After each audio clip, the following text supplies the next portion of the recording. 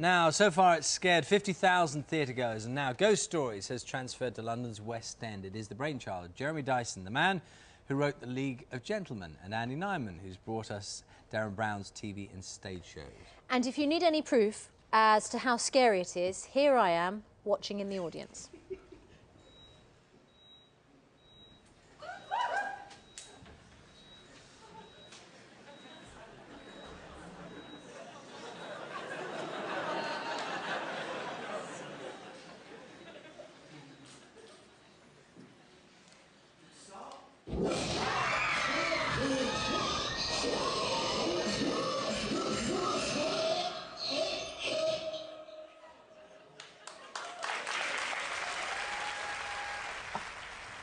A lot of cringing going on there. Did you... Now, you see, what I'm doing is I've got my hand over my eyes. I can't even watch. I'm so scared. And I wasn't the only one scared. Here's what a few other people thought. You're literally on the edge of your seat. Intense is the word. He was scared. He screamed the loudest. I was scared. It's definitely the scariest thing I've ever seen.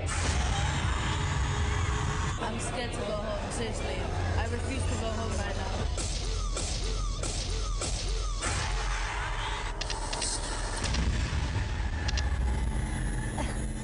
And the writers, Jeremy and Andy, you're loving that, aren't you? Absolutely loving it, yeah. We should also say, of course, it is great fun. It's not just 80 minutes of sheer terror. That's part of the skill of this show, is that it is also funny, and also when it begins, you're kind of lulled into a sense of false sense of security.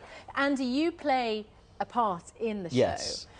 Let me put to you first that people, everybody I've spoken to, and even I, before I went along, thought, how on earth do you make a stage play scary?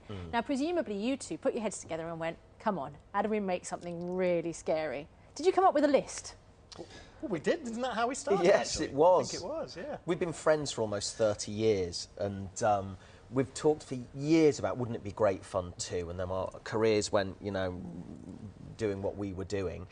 And when we got thrown together to do it, we literally started with a list of moments in films, in plays, things that we loved, that scared us, that made us jump, that we found really chilling, and we tried to include as many of those things off that list. So what, Jeremy, what was on the list? Yeah, tell us the top 10. Well, it was not what you'd think, because one of my first theatrical memories was a staff play at school of a production of Dracula, and there was a moment when a papier-mâché bat flew from the back of the school hall all the way, and I've never forgotten it. It was absolutely brilliant, and I think, and we do something not dissimilar in this. Things appearing when you don't expect them. Yeah. And then, and just a lot of waiting.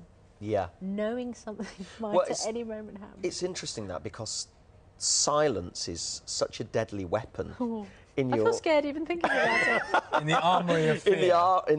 Exactly that, in the armoury of fear, exactly right. And that's one of the joys of it, is the audience come in, I mean, it's so exciting. It's almost 75,000 people now have seen the show, and it's so brilliant that people keep the secrets of it, and it's been at the Dukey Orcs for, is it 5 weeks now? We've been in the West End.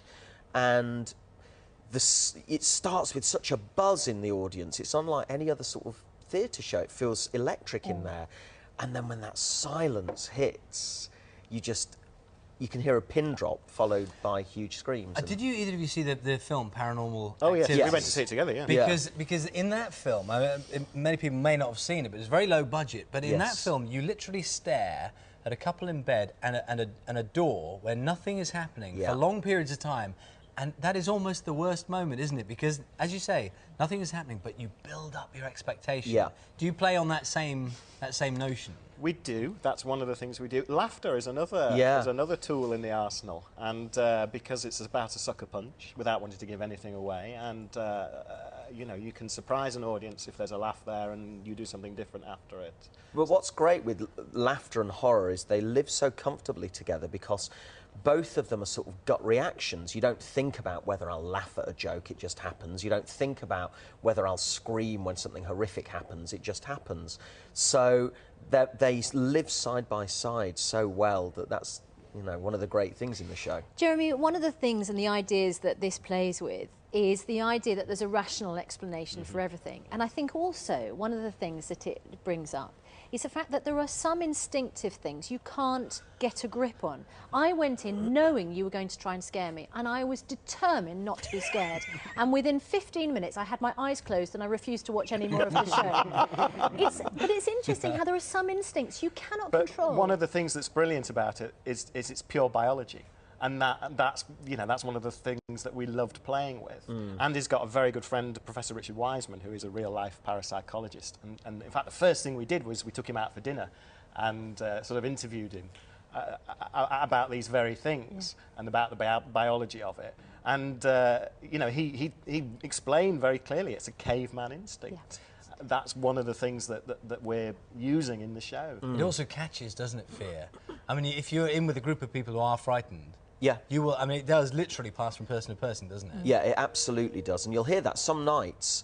It will be a very quiet audience. There aren't many screams, and then it'll get to the end, and they kind of go crazy, which is fantastic. And then other nights, it feels like it takes 2 screamers to set off 600 people a night. No, we don't. We never have. Have you got like a screamometer? We should have.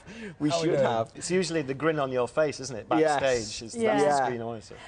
I walked out of Paranormal Activity after 25 minutes. You're warned quite heavily before this that if you walk out, you're not allowed back in, and that people under 15 shouldn't see it, and those of a nervous disposition shouldn't see it. Now, is all that serious, or is that all part of the kind of marketing? Well, there's a balance between, on the one hand, of course it's ballet, and of course it's great circus, balanced with, there is, it's not just a ghost train, there's a proper message that we want to kind of give in the play. And as you know, when you get to the heart of what the play is, it is properly dark and quite grown up, what it has to say. So we felt that it wasn't something it wasn't like a family show where you could bring your kids, your little kids, because you don't want people going in and out with crying children. So it was very much about setting where we wanted the audience to understand the show was coming from. Things that scare you are really personal, aren't they? Because I know lots of people, you ask them, what do you find frightening?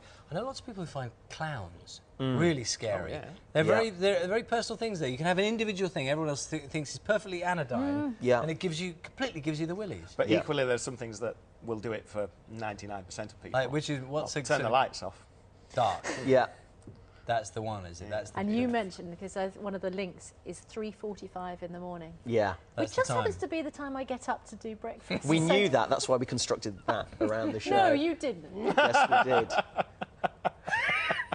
Is that the time when things happen? That is the time, is it? 3:45? Apparently so. That's one of the times. That's one of the big times. It is. It's one of anything can happen.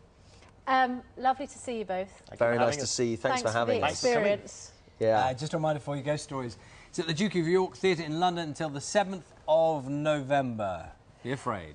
As they say. I really was very afraid.